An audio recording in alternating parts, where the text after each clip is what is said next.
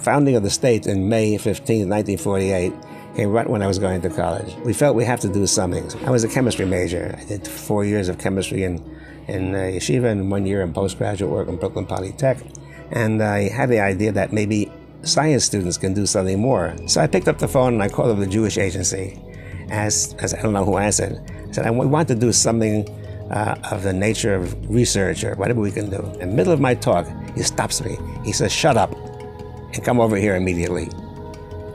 Not because of that kind of talk, but I was taken aback and I just did that. I shut up and I went down to see him and he apologized. He said the reason I was so abrupt was our wires are tapped.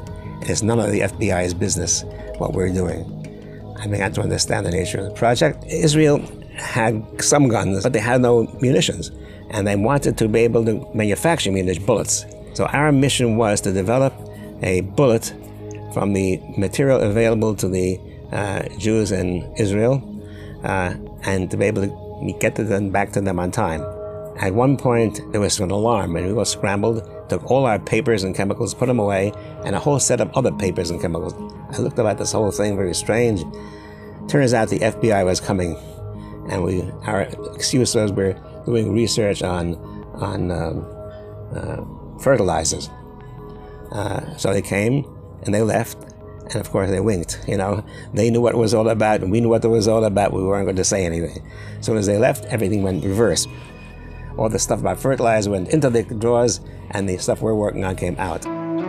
Did we succeed? I think we did at the end, and we got the formula, and they were able to manufacture the bullets for the Davidka, which is something which made us very happy and very pleased.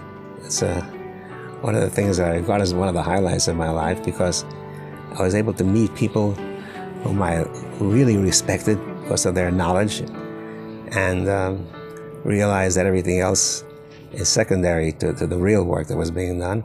So I'm grateful for it. It initiated me into a different kind of pattern of existence. You have to do things sometimes, even if it's done quietly, even if it's against the law, but there's a higher law we had to obey, and it worked out, thank God.